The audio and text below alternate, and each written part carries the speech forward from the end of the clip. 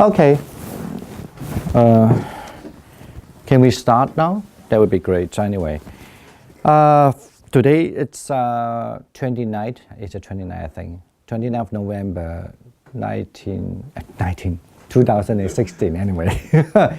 So we're still continue discussing the books written by Rupert Gethin, The Foundations of Buddhism.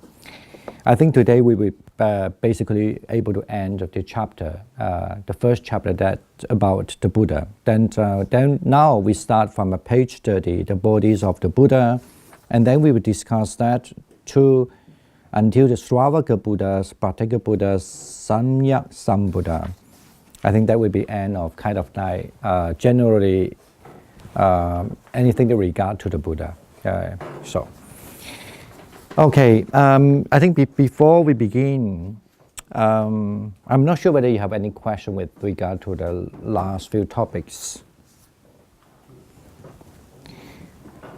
I presume there's no questions, and then why don't we just go ahead with we hope that at least we finish the chapter and then we can have a better, broader discussion. So now we just come to the page 30, the bodies of the Buddha. I think that would be great. Someone will read that first, maybe half of it. Okay. Anyone want to start? Okay, you. Page 30? Yes, the bodies of the Buddha. Okay. One early Buddhist text puts it that the Buddha is one whose body is Dharma, whose body is Brahma, who has become Dharma, who has become Brahma. Now, Dharma and Brahma are two technical terms pregnant with emotion. But sorry, is it? Are we start? Should we start? We shouldn't start. Sorry about. We should start on the nature of the Buddha, right? I'm sorry about that. Yeah. Okay. Yeah, that's right. The Buddha is presented to us as, in certain respects, simply a man, the Sravana, or ascetic Gautama, the sage of the Sakya people. No Shravana, Shramana. Sravana. Shravana is a different meaning, so I'm sorry. Yeah. Okay. Yet at the same time, he is presented as something much more than this. He was a Buddha, the awakened one, the embodiment at which, at a particular time and place of perfection, a Tathagata, and one who comes and goes in accordance with the profoundest way of things. At this point, we need to begin to consider more fully what it is to be a Buddha. Okay, I think this passage just basically means we certainly know when we talk about a Buddha, that's how presented to us as, simply just a man, or either you could say the Sramana or ascetic Gautama. You know what is mean by the Sramana? One who renounces. Yeah, Sramana, one who renounces. Anyone who know what is the equivalent term for Chinese? Saman. Okay, Sramana. Okay, Saman. Oh. Okay. And then the sage, and he's a sage of the Sakya people. Okay, I guess.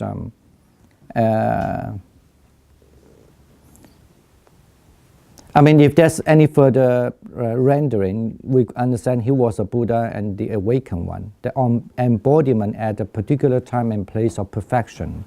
A Tathagata, one who comes and goes in accordance with the profoundity of things, profoundest way of things. Anyway, what is a Tathagata? Okay, could you just simply say, at least from, in general, understand what is the Lulai, what is the Tathagata?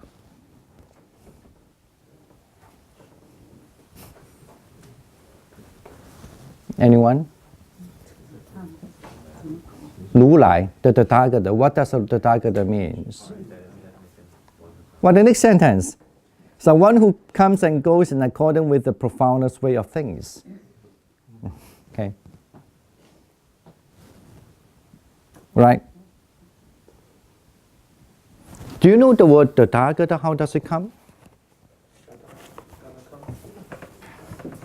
Now, how do we arrive at the term Tathagata? Lulai, like the Ta Roman. It's a TH stop. Tatha Agata. Okay. So Tatha refer to suchness, such, Agata, in Chinese you could say, even in all language like that, mean come or go. So, you could just simply say arrived, but sometimes it could mean go too, go somewhere or arrive somewhere. So suchness, the person that who comes such a way, or the person who goes such a way, so called Lu Lai. But of course, in later Buddhism, then definitely they have much more definition on that. But then earlier term, it just like simply mean, the person who comes suchness, goes suchness, such a way or suchness. And then, okay, so I guess we can, next one could read the next, yeah. I've already referred to a generally accepted Indian view of things that sees ordinary humanity, ordinary beings, as being born, dying, and being reborn continually. This process is the round of rebirth known as samsara, or wandering, and it is this that constitutes the universe. Beings wander through this vast endless universe, attempting to find some permanent home, a place where they can feel at ease and secure. In the realms of the gods, they find great joy, and in the worlds of hell, great suffering. But their sojourn into these places is always temporary. Nowhere in this universe is permanently secure. Sooner or later, whatever the realm of rebirth, a being will die to be reborn somewhere else. So the search for happiness and security in the realm of rebirth never ends. And yet, according to the teaching of the Buddha, this does not mean that the search for happiness and security is futile and without end. For a Buddha is precisely one who finds and follows the path to the end of suffering. All right, thank you. I don't think you have any question, but I just want you to, because if you learn Buddhism in English, so there was certain term you definitely had to know, because we usually left untranslated. Samsara, right? Samsara is one of the terms. I mean, if you talk to any Indian people, even those who doesn't understand English, you say samsara, they know what it's about. That's their language, mean 轮回. Okay. That means sometimes we translate samsara as a cycle of the birth, the death and rebirth. Okay. There are lots of translation.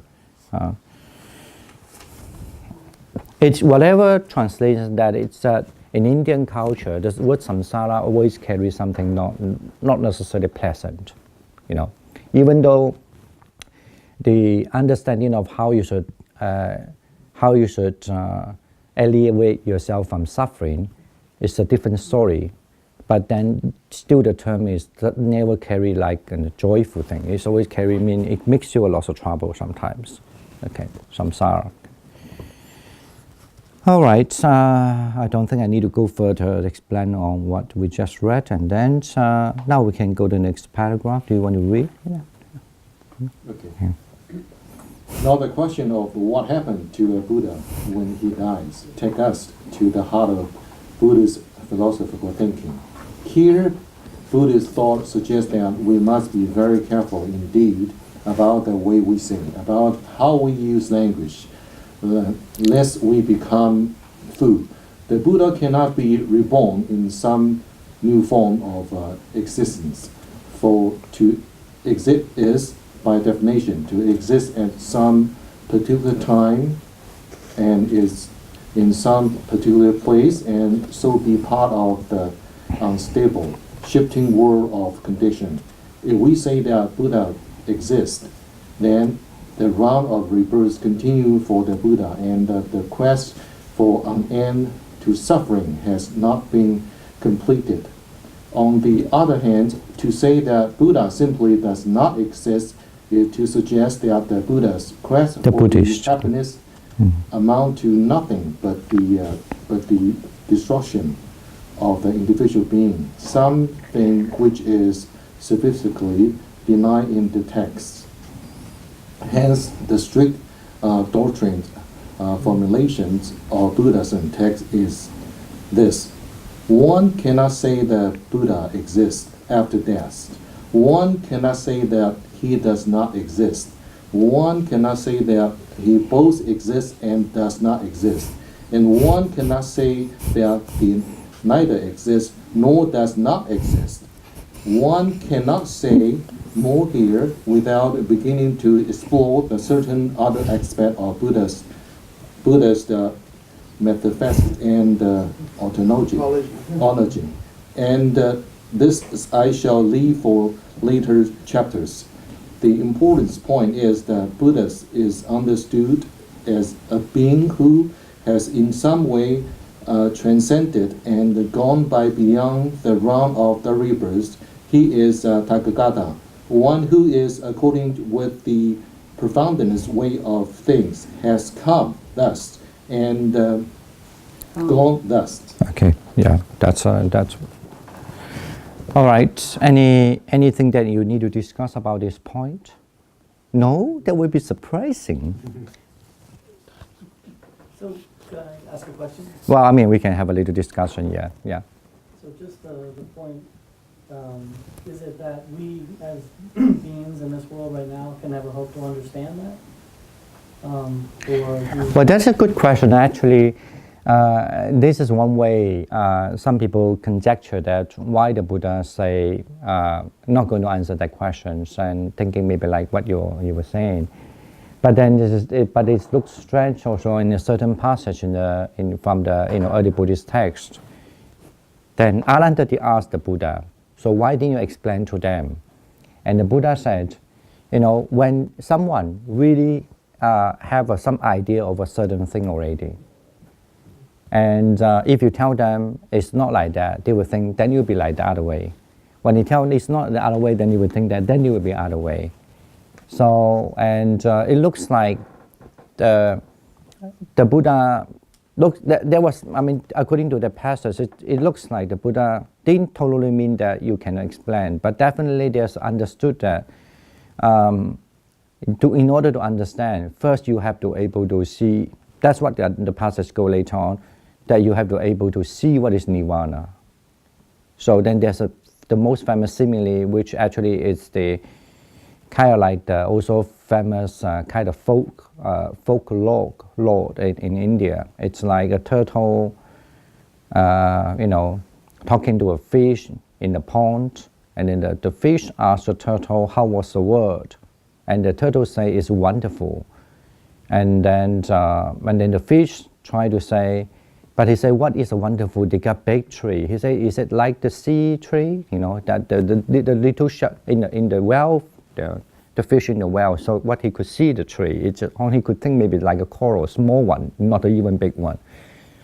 So he said, no, it's not like that, because the turtle able to swim in the water, the sea, and also on the land. That's why he's trying to tell about the land. Anyway, there was some kind of thing like that, But then we have to understand in early Buddhist texts, actually, that was Buddha also left unsaying. Whether it was always say that, if you put too much time on conjecturing, on thinking about conjecture, what happened after the Buddha passed away, or somebody who attended Arahant passed away, where they will go. According to the early Buddhist text understand, then you are thinking something which is complete out of your experience. And then it's really hard to understand unless you really go, we'll talk about in the next, the chapter is that unless you really see the Dharma, then you know what he was referring to. So, but then definitely according to the Buddhist history, then the Mahayana came up also. I mean, if you look at the society also, you could kind of like understand also, after the Buddha passed away, maybe a few hundred years, definitely that become a challenging question. So when you have a teacher as an authority, kind of like, you could say left unquestioned, but then now you are carrying his message, then you need to really explain what's happening. So that's why then in the later, all the Buddhist philosophy, then this, whether the Buddha exists in where and how, and it become one of the very big discussion. And I mean, especially like some Chinese way they learn, even though they never learn this kind of thing, actually they didn't know this thing exists. Actually, the Buddha was trying not to answer that question. On the contrary, when the Buddhism introduced to China, as one example, it's not only the example, but it's different from when the Buddhism introduced to America than to China. To China, they had to tell them they know everything. They give you the answer. They won't tell the Chinese people say there was actually an early time, there was not left it at you don't discuss until you come to you have the experience. Because society is different. You're kind of like telling yes, the Buddha is in somewhere and in everywhere or you could say nowhere. So they have to somehow put up the answer. But so far we read this point that we don't have to haste to know that yet. But I mean, we just kept in mind in early time actually, the Buddha definitely was left as an not very important issue. Okay, we just kept that so far, in this point. Okay, and that's the reason why even the early term called the Tathagata, it's mean just to show that the last passage say. So who, according with the profound way of thinking, he comes thus and goes thus, right? Something like that, okay? All right. I don't know whether you're satisfied with the answer, but then I think it may be best left to just know that in early time, you cannot say he exists this way or not that way, or neither exists or not exists like that, okay? The fish and the turtle story is very helpful. Huh? The fish and the turtle. The fish and the turtle, I see, all right, okay. Okay. Okay. Right. All right. Yeah, we can. Do you want to read the next passage? Sure. Yeah. Oh, do you want to read the next one? Okay. Okay. So what does this? No. Who is reading? Okay. Sorry. Yeah. Okay. So what does this transcendence imply about the final nature of Buddha? Mm. If one is thinking in categories dictated and shaped by the theories of Judaism. I think it's a theologies. 就是神学啊 theologies.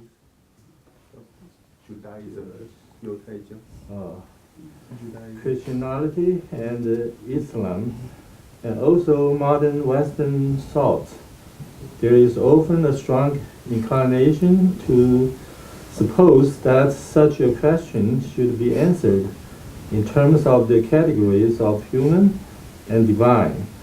Either the Buddha was basically a man or he was some kind of God, perhaps even God. But something of an imaginative leap is required here. But these are not the categories of the Indian or Buddhism thought.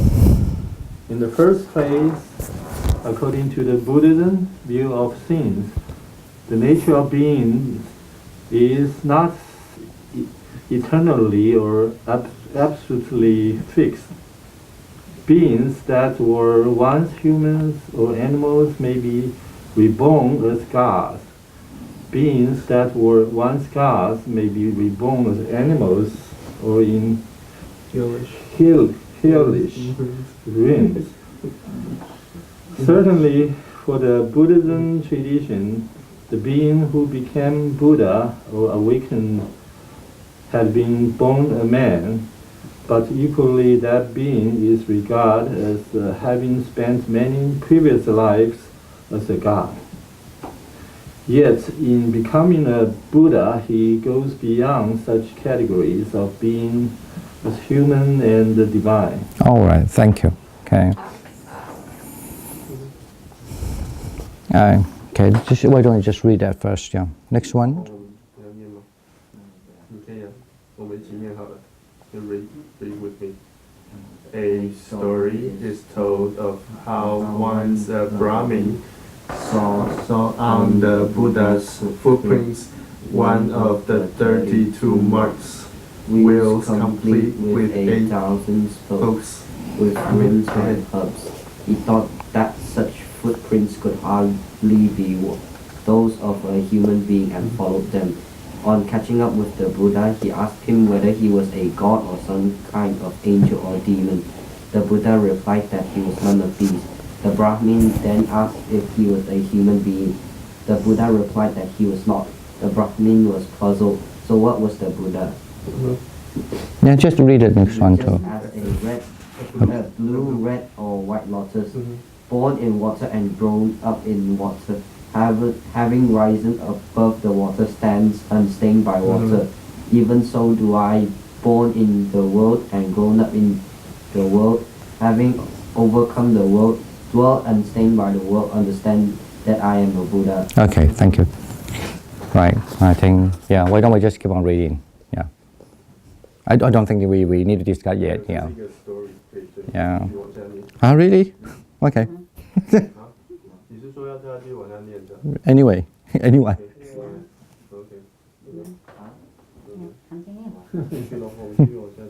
Buddha is thus a being sui generis. A Buddha is just a Buddha. But in principle, according to Buddhist thought, any being can follow the path of developing the perfections over countless lives and eventually becoming a Buddha. That is, all beings have the potential to become Buddhas. Okay, well, thank you. Right. Shall we go on? Go on. Yeah. It's good. He's just 12 years old. And he's not educated in Malaysia also. And I'm educated in Malaysia, yeah. Yeah, it's water. Yeah. Thus, something has happened to Guatemala. The man that means that the categories that normally apply to beings no longer properly apply. Ordinarily, a human being's behavior will sometimes be motivated by greed, hatred, and delusion, and sometimes by such things as selflessness, friendliness, compassion, and wisdom. The different things, words, and the thoughts of a being are an expression of these conflicting emotions and psychological forces. But for a Buddha, all this has changed. He has rooted out any sense of pride, attachment, or hostility. The thoughts, words, and deeds of a Buddha are motivated only by generosity, loving kindness, and wisdom. A Buddha can think, say, and do nothing that is not based on these. This is the effect or fruit of what happened, as he said in the meditation beneath the trees of awakening. Okay, thank you. I guess this is really one of the interesting also. Firstly, I guess is what this book trying to say that according to an early way of understanding the Buddha, even though there was lots of conjecture what the Buddha should be, right? But then still there's something we cannot deny to understand the Buddha trying to say he still is kind of being. But even though in a certain passage he's trying to say, kind of like, my understanding is that in different kind of texts, sometimes depends on the person who the person asking the question, and then he might be telling them, because some people expecting you to tell me I'm a god, or or I am the messenger of the god, whatever. But he didn't want those things. He just want, I am just the one who are. The passage we read that having overcoming those problems, basically do it and understand by the word. Somebody that who are stay in this kind of troublesome world, but then he could be really understand it and stand out, And then, but in any way, so you could just say Buddha is just a Buddha, and but then whatever is that the important emphasis is that the Buddha always, even in all the Buddhist places, you could see, it's about when somebody who are having the quality of as a Buddha. Even though a lot of people thinking what is the Buddha should be, but then one few things that we be sure about is that he trying to emphasize by saying that when you have the result of being a Buddha or somebody who are perfected, then you always have to be motivated by generosity, loving kindness, and wisdom. And those are really important points, because I guess when I want to say that it's like somebody who are really believing in Buddhism, who study Buddhism, that is a very important point that we remember. Like people say, I want to follow Buddhism. What do you mean by the follow the Buddhism? Do you mean by worshipping a statue, or because you put in incense, or because I want to follow the Buddhism means I want to have fu bao, and gain merits? You know what I'm saying? Because you could see that if you want to ask the Buddha, ask Buddhists asking some them why you want to be a Buddhist? What is the Buddhist? And then, yeah, we follow the Buddha. And then what are they? And then, of course, people may be giving you a different answer. But it's okay. We are not saying that those are what. But the point is, and that definitely we want to follow somebody. In some way, it means that we admire that kind of quality, right? Right. So if you say I'm following a scientist, mean you admire the quality of being a scientist, maybe the knowledge of knowing how to deal with, or you say architecture, then the knowledge of knowing how to, design anyway a building whatsoever, like that. So that kind of quality, and then here I say that it's definitely there's no kind of like without questions and saying that the Buddha has be a Buddha, I mean attain the Buddhahood.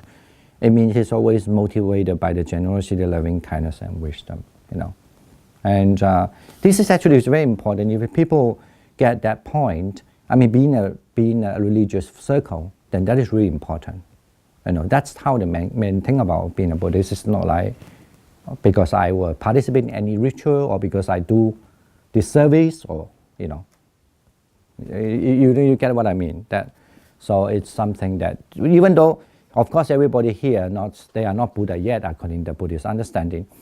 But then that's why you have been motivated, that you are here is to learn to be how to be a Buddha, right? So something like that, okay? All right, and then now we come to some a little bit controversial. That's why I give you a passage, I give you some notes later. We'll discuss that later. You don't have to read that because that's difficult language too. And then now we come to the passage about the bodies of the Buddha. Because, okay, now we talk about there's a kind Buddha means something good. Now what is meant by the Buddha, in other words, the bodies of the Buddha, or the nature of the Buddha, something you could say that. What does it mean by that? All right, next one, do you want to read it? Yeah. Mm-hmm.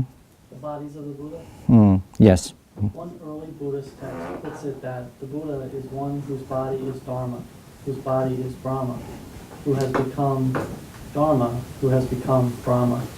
Now, Dharma and Brahma are two technical terms pregnant with emotional and religious meaning. Among other things, Dharma is the right way to believe, the perfect way to behave, you said? Behave. Yeah, I think so. Yeah. Sorry. Yeah. I turned that into a different word. Mm-hmm. Sorry. The perfect way to act. Hence, it is also the teaching of the Buddha, since by following the teaching of the Buddha, one follows the path that ends in Dharma, or perfect action. We have already come across the term Brahma, denoting a divine being, but in Buddhist texts, Brahma is also used to denote or describe the qualities of such divine beings. Thus, Brahma conveys something of the sense of the English divine, something of the sense of holy, and something of the sense of perfection. Like the English word body, the Sanskrit Pali word kaya means both physical body and figuratively a collection or aggregate of something, as in a body of a human. To say that the Buddha is Dharma, kaya, means that he is once the embodiment of Dharma and the collection or sum of all of those qualities, non-attachment, loving kindness, wisdom, etc., that constitute Dharma. Thus, the nature of a Buddha does not inhere primarily in his visible human body. It is not that which makes him a Buddha, but in his perfected spiritual qualities. Okay, right. Now, because from the early Buddhist text, that's one of the very famous passages. Of course, then actually become very controversial, even though I think when he writes this book, he doesn't want to make it sound like that. It say that the Buddha is one whose body is a Dharma, whose body is Brahma, who has become Dharma, who has become Brahma. Now, for example, if you want this, if you ask somebody who are the Hindu to read this passage, and then he will say, "Look, this means the Buddha is a Brahma, right?" And to them, because they think the Brahma, it means the one, the universal, the most powerful one that he could transform to anything, right? Mm-hmm. And then he could transform to be a Buddha. So, and they could even say, that's the one to prove that the Buddha actually is the one of the body of the Brahma. Okay, For example, that's for the Hindu understanding. And definitely this kind of understanding about the Buddha who is the one whose body is the Dhamma, body is the Brahma, especially this is for atheistic religious people. But then for Buddhism also, and this term become a very, very controversial because, and then somehow this is why the Mahayana also have a huge extent of discussion. But this is why you start to learn this. Then you will start to think, actually early this is way, then later everyone will discuss about it. What does it mean by the body of the Dhamma? And then that is definitely one of the very difficult subjects in Mahayana. So, like that's what we call the three body, okay? 就是化身、应身、报身 in Chinese. That means they have the Nirmanakaya, yeah, and those kind of body. I think that passage also we'll discuss later. But I think since we are here in this passage, we're talking about what is mean the nature of the Buddha, the bodies of Buddha. So far, we must understand this text from the text from Aganya Sutta. Okay, Aganya Sutta is one of the texts. Very interesting is what there was one of the Brahmin. He is very, very come from a real almost like at that city.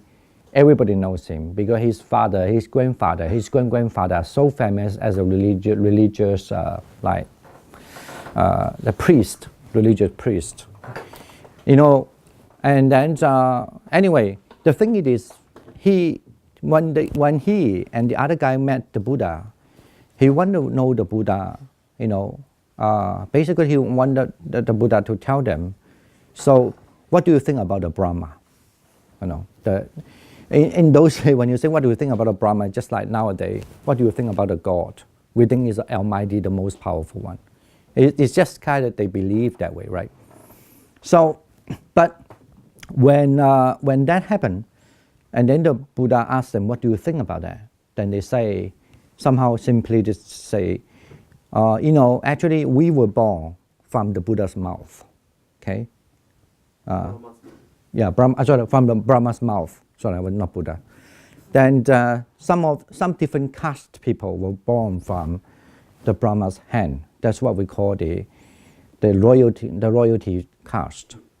And then the caste of the so-called businessman or any other, not the low caste one, but any general class like businessman, whatever, or the craftsmith, you know. Handshake. So those peoples. And then they were born as the Buddha's belly, from the Brahma's belly. You could say just God's belly. And those low caste people were born from the God's feet, you know. And this actually have a lot of influence. Even nowadays, I remember, I mean, this is just talking about in general now. So even so influenced the Buddhist idea, even though it was rejected by the early time from Buddhism. But it's so influenced that even people believe that when you die, you know, people say you touch the last thing hit on your head, mean you will go to heaven. You stay with God. If you touch it on the hand, you will born somewhere. You on the belly, you will somewhere. But if your body start to cool down, but the end of it is your feet become warm on it, that means you're born to the hell. You know, kind of like that. So and anyway, this is it's become a very, very, I mean, this is definitely carry long history in India. But I mean, here, so there were few things, first, since we come to this point, we must know that, so the Vasali, so then asked the Buddha, then that's why he told the Buddha what the Brahmin is about, I mean what the God is about. And then the Buddha actually certainly disagreed, okay? And the Buddha gives some other passage. If you have time, you please read yourself. Called Aganya Sutta. And I will show you the note, the name. So, and then after this, of course, then the Buddha started to say, what is more important? Okay. For example, for normal people, what is more important is the 5 precepts. The morality is very important. It's not because you were born as what, but it's whether you're a good person or not a good person is important, okay? And that's according to the text. Now, then that's where he started to draw the importance of whether you're a good person or not person as an important than what you were born. Even though in culture you believe that you were born from the Brahmas, the God's mouth, or the other people think that they were born from a God's hand, but you still cannot be like, because of that, you cannot deny that actually they can produce the children who were born as a God's feet. You know that in India culture, you cannot marry if you are high class people, high caste, you cannot marry the low caste people like that. So there was a lot of argument going on there. That's the reason why after that, and then the Buddha bring out the importance of the whether a good person or not good person is more important. This is what we call the Dhamma, okay?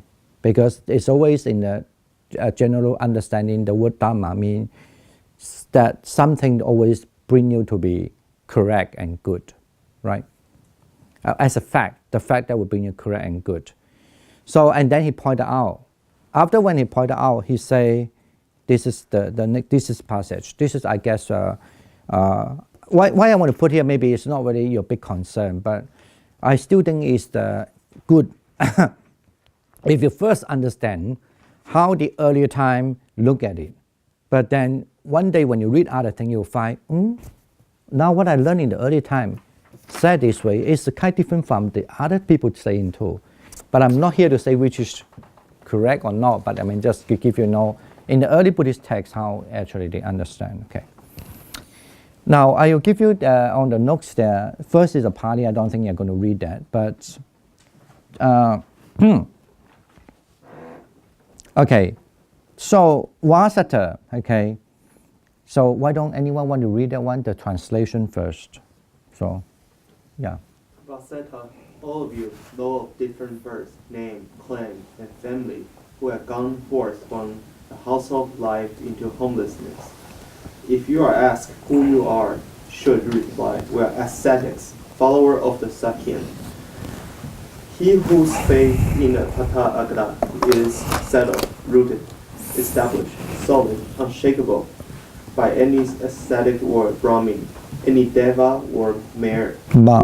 I think it's a Mara. I think it's a wrong translation. No. Any Deva or Mara or Brahma or anyone in the world can truly say, I am a true son of blessed Lord, born of his mouth, born of Dharma, created by Dharma, and heir of Dharma. Why is it that?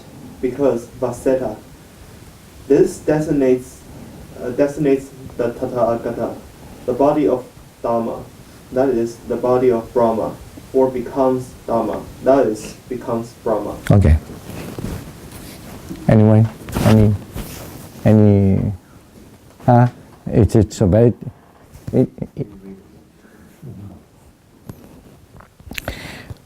All right, we're going to this passage already, and we can just say, next one actually, it's maybe out. It's not in our discussion, but I will just put it there. But because after when the Buddha said this, that's a very interesting thing also. Then the Buddha started to talk about, from the cosmic problem in the cosmic long time, when the cosmic there were certain places in a certain galaxy, you could say, when it become dark, and then some other galaxy disappear, and then this galaxy appear, and something that about the cosmic, kind of galaxy thing about the cosmic, evolution theory which comes up, and then also that evolution also leads us to saying about how the earth began. Okay, from a Buddhist perspective, definitely the Buddhism don't believe it's created by the God. It's definitely it's just.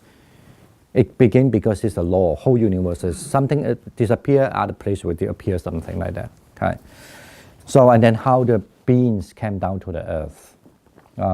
Basically, it's a kind of divine beings, and they just fly up down here when the earth was not fully formed. And this is how, and then actually how the beings in the earlier time thinking that they should live together, but then because of the of many reasons, and they started to change their life living. For example, they were not female-male sex, but then later become female-male sex, and the certain organ just came up, you could say, and then after that, then they will start to have sexual activities. It's nothing. It's after the sexual activity, then they start to hide because they need to have activity. And the other who are not fully formed with the female-male, of course, they will find like what these people are doing. You know, anyway, it's a very funny kind of story from a Buddhist text. And this, what I want to say is that this is not our discussion now, but and this is the same text. But I think the text want to point it out at the time that, you know, the problem that time, it's because the people start to lost understand what is the Dharma. I mean, what is the important thing, the factor, what we call lead somebody to be happiness. For example, that means not harming each other, and started to forget all this kind of thing already. This is basically that was a whole text purpose. And this text where it talk about the passage we are going to discuss. Now, I put this paragraph here because then when you see the other is the commentary. Okay, it's not translated yet, but the commentary. But it's about what does it mean by the term when he said. Let me see. When he said the word, because you know when he say actually this is how I told the people. It's not like some people will say, "Who are you?" "Oh, I am the messenger of the God," for example. Or I am, but he say no. You have to tell them you are just an ascetic, basically. So and then, but however, this is not only that, but also I'm a follower of Sakya. But and then when that kind of faith of the Buddha or the Tathagata, when they are being good, you know, nothing will be shaken by what the people will believe in in those days. Like you could be, you know, some people say, "Oh, I'm there," then I suddenly have some other experience, like there's a little divine being talk to me.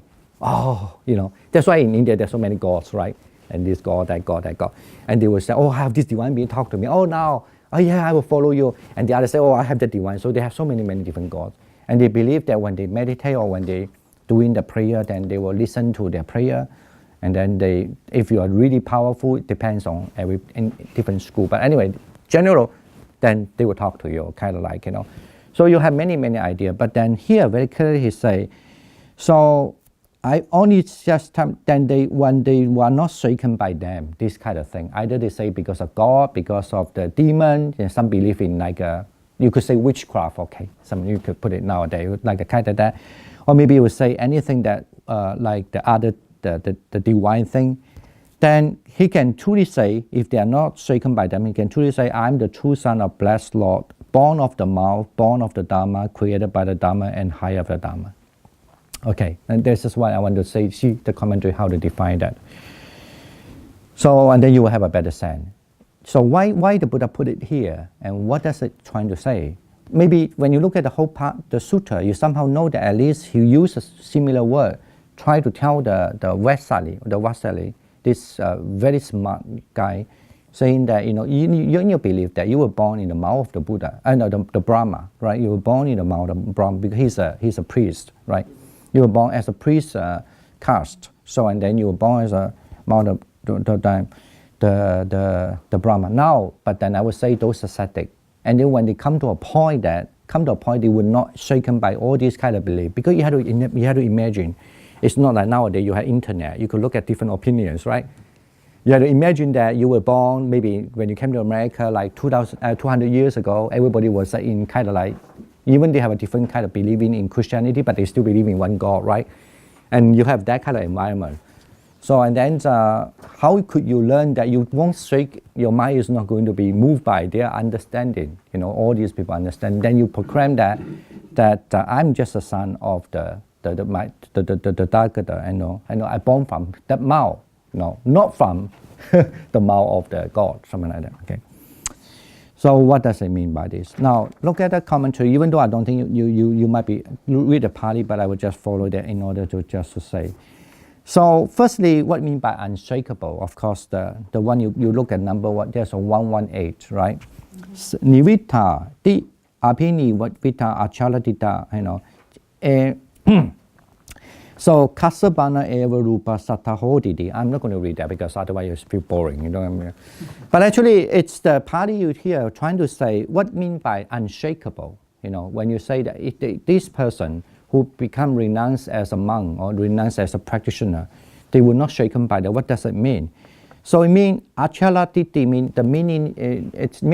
It refers to achala mean not moving. Okay, of course that is easy to understand.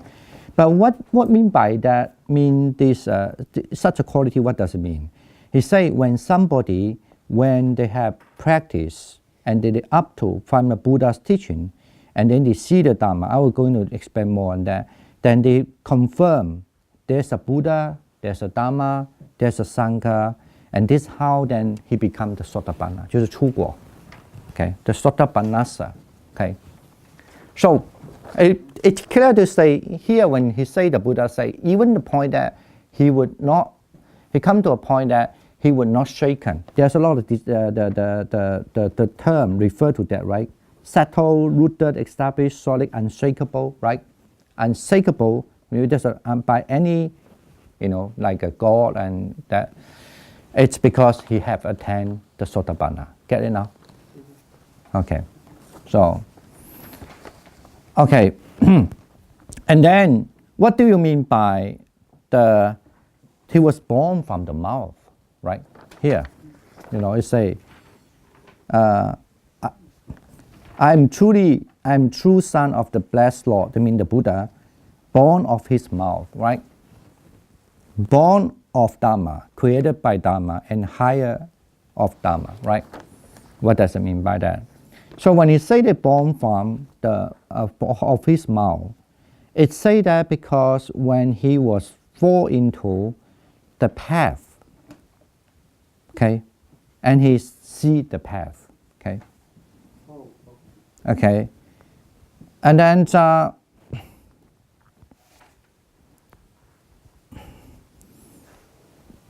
because he have seen the path already, that he know the path, just like he been gone through it, and he know the path already, and he would not shakeable, okay, and then this is mean by he was born and from the mouth because he had able basically mean he was able to see the liberation. And then that's why from the teaching of the Buddha, that's what I mean from his mouth. Okay.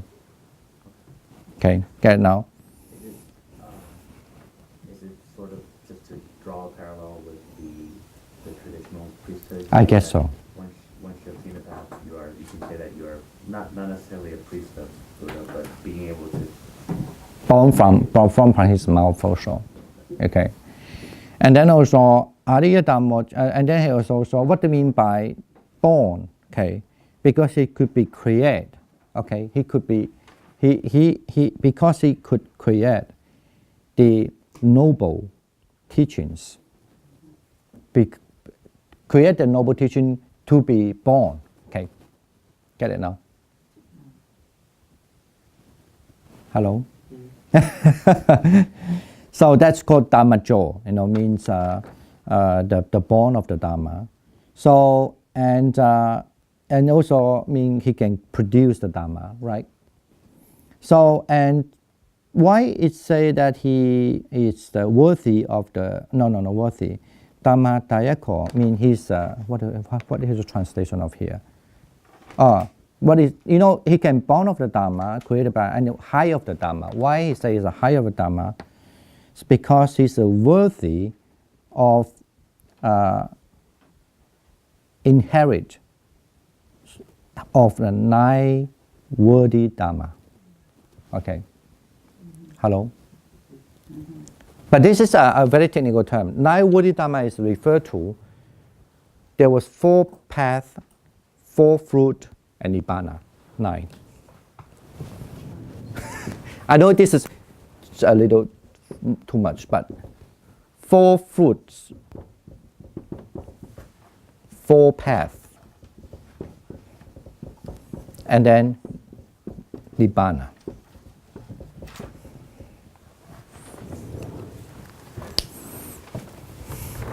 Okay. So that's why it's referred to he is higher of the Dhamma. Higher of what? Like inherit your parents' money, house, but you inherit of the teaching, The Dhamma, what does it mean? Mean you inherit of nine, what we call nine, nine 出世间 nine out of the word, not worthy, nine, what do you call it? Not translated, Lokuttara Dhamma. Anyway, just think, I mean, you could say, let me see. Yeah, Lokuttara, no, it's not 出世间, it's 世间, 9 word Dhamma. Here refer to mean something that you could experience in the world, that is 4 fruits, 4 path, and Nibbana. You know the 4, I mean, this is a Buddhist scheme of being a saint. You become Sotapanna, Sakadagami, Anagami, right? And so forth, and all together 9. Okay. Any questions there? No. We will let me finish that, and if we can discuss a little bit. Okay. I think this is very boring to show you, but you know, when we learn these things, this is very important for us. Let me see. Okay.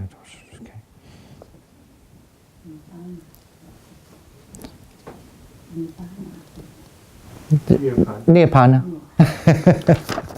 你巴那，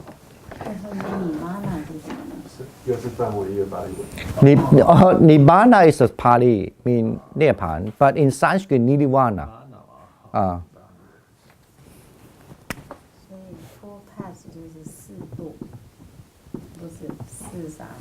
Nirvana. 就是出果相、二果相、三果相、四果相，出果、二果、三果、四果。 Nirvana, Nibbana. Okay. Nirvana is a Sanskrit term.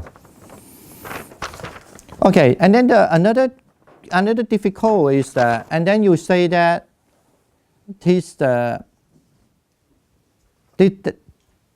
then this designates the Tathagata, the body of Dharma, that is the body of Brahma. In other words, mean the Tathagata is the body of the Dharma, or the body of Brahma, or to become the Dharma, or is become the Brahma. Okay.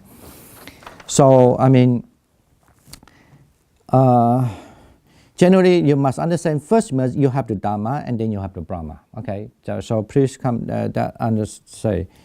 So here I want to say that when somebody through thinking, what he learned from the other, and then through his thinking to keep that the three Tripitaka, I mean all the Buddhist texts in the heart, right? So, and he basically mean he attained all the things within that, the kind of knowledge become that person. The person have that kind of knowledge, that attainment. So that's why here the word kayo, I mean this is, later we are reading, I think I say a little earlier now. Don't understand as just a body mean the body, but it just mean a collection of what, okay? He just want to say, it means the collection of the Dharma. So don't say the body of the Dharma, it means there's a quarter, there's a body of the Dharma. You know why I want to mention this? Because of course when he write this thing, it has to do with a lot of Buddhist teaching, and there's some understanding of the what means 法身, body Dharma.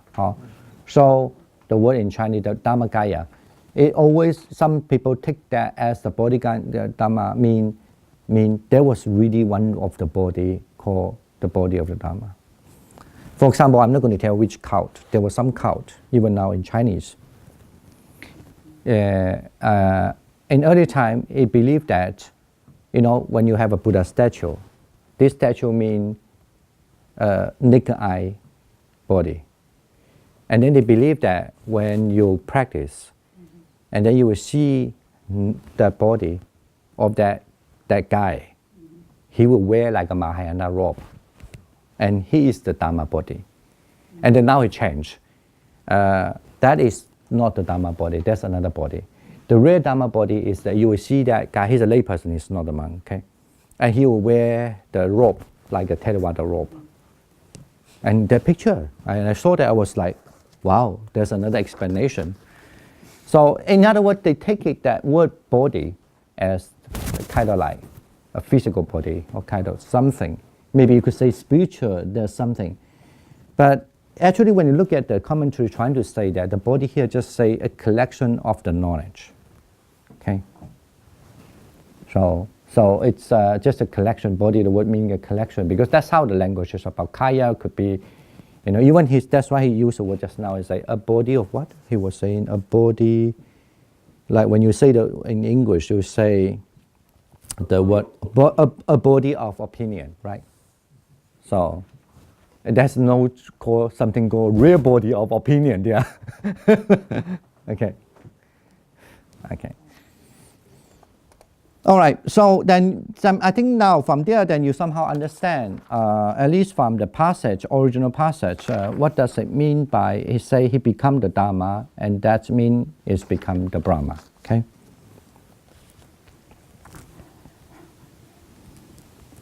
Because when his mind is settled down with the Dharma, then you could say he has a body of the divine, or the holy. He has a collection of the holy, or the divine, okay? Get it now? Okay. All right, why don't we just go first? We hope we will. Why don't we take a little break now? We have a break, maybe like, if you can back here about 5 minutes, that would be great. Otherwise, we'll wait for about 10 minutes, because I don't know. I know. Right, take a little break and then we're back here. If you can back here 5 minutes time. Take a little drink.